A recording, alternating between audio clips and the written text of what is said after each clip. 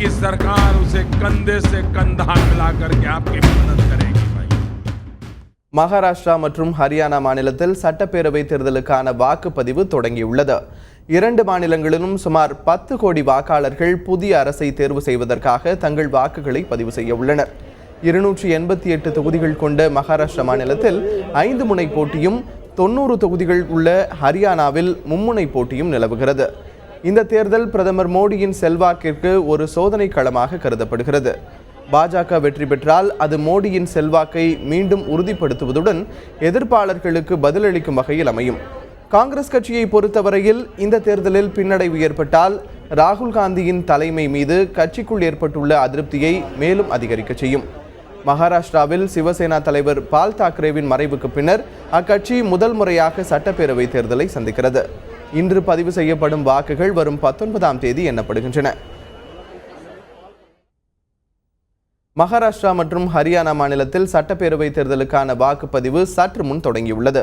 இதன் ஒரு பகுதியாக மும்பையில் தமிழர்கள் அதிகம் வசிக்கும் தாராவி பகுதியில் நடைபெற்று வரும் வாக்குப்பதிவு நிலவரம் குறித்த தகவல்களை அங்குள்ள நமது சிறப்பு செய்தியாளர் சலீமிடம் கேட்கலாம்.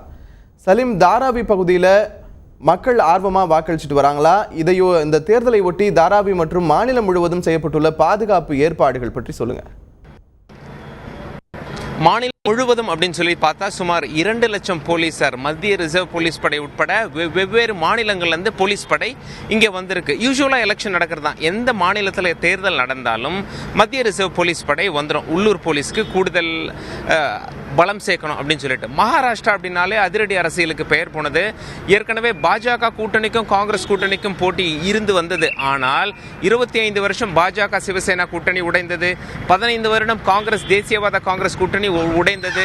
எம்என்எஸ் இன்னொரு பக்கம் இருக்காங்க, ராஜ் தாக்கரே. மொத்தம் 5 முனை போட்டி. எந்த ஒரு சின்ன அசம்பாவிதமோ வந்துடக்கூடாது அப்படிங்கிறதுக்காக ரொம்ப கேர்ஃபுல்லாக இருக்காங்க போலீஸ் எல்லாம். இப்போ நம்ம ஒரு வாக்குச்சாவடியில் நிற்கிறோம். அந்த வாக்குச்சாவடியில் காலை முதலே பாருங்க, வாக்காளர் ஆர்வமாக தங்களுடைய பெயர் பட்டியலை பார்த்து கொண்டிருக்கிறார்கள். காலையிலேயே ஓட்டு போடலாம் அப்படின்னு சொல்லிட்டு இங்கே காலையில் 7 மணிக்கு ஓட்டு போடுறது ஆரம்பிக்குது அப்படின்னு சொல்லிட்டு நாம சொல்லலாம். இன்ஃபேக்ட் வாக்காளர்கள் நிறைய பேர் வாக்கிங் போயிட்டு வந்துட்டு இருக்காங்க. இப்போ ஒரு வாக்காளரை பார்க்கலாம். காலையில் 7 மணிக்கு கரெக்டாக பூத்து திறந்த உடனே வந்திருக்கீங்க. எப்படி வந்தீங்க சார்? இப்போ நீங்கள் வாக்கிங் போயிட்டு வந்தீங்க. சாதாரணமாக சுருக்கமாக சொல்ல போனால் இந்த கடமையை எல்லாருமே செய்யணும். பெரிய விஷயம் இது. யாருன்னு சொன்னால் நம்மளுடைய உரிமை. அதனால காலையில் அப்படியே வாக்கிங் போயிட்டு வந்து நம்மளுடைய கடமையை முடிச்சுட்டு அடுத்தாக்கில் நம்ம எதாவது பார்க்க இருந்தால் பார்க்கலாம். அதே மாதிரி என்ன மாதிரி எல்லாருமே அவங்கவுங்க கடமை செய்யறதுக்காக வேண்டி கண்டிப்பாக எல்லாருமே ஓட்டு போடுறோம். தயவு செய்து வாழ்க ஜனநாயகம். ரொம்ப நன்றி சார். பெருமையாக இருக்கு. நீங்கள் போய் ஓட்டு போடலாம். இப்போ காலையில் வாக்கிங் போகும்போதே அவருடைய ஓட்டர் லிஸ்ட்டை எடுத்து வச்சுட்டு இருக்காரு. அந்த அடையாள அட்டையை எடுத்து வச்சுட்டு இந்த மாதிரி வாக்கிங் போய் கரெக்டாக 7 மணிக்கு வந்துடலாம் அப்படின்னு சொல்லி பிளான் பண்ணி வந்திருக்காரு போல இருக்கு. அந்த வாக்கிங் ட்ரெஸ்லேயே வந்திருக்காரு. நிறைய மக்கள் ஆர்வத்தோட கியூவில் நின்று மகாராஷ்டிராவில் காலை அதை 7 மணிக்கு கரெக்டாக இங்கே வர ஆரம்பிச்சுட்டாங்க. ரொம்ப ஆர்வமாக தமிழர் வசிக்கும் பகுதியில் வாக்களிச்சுட்டு இருக்காங்க.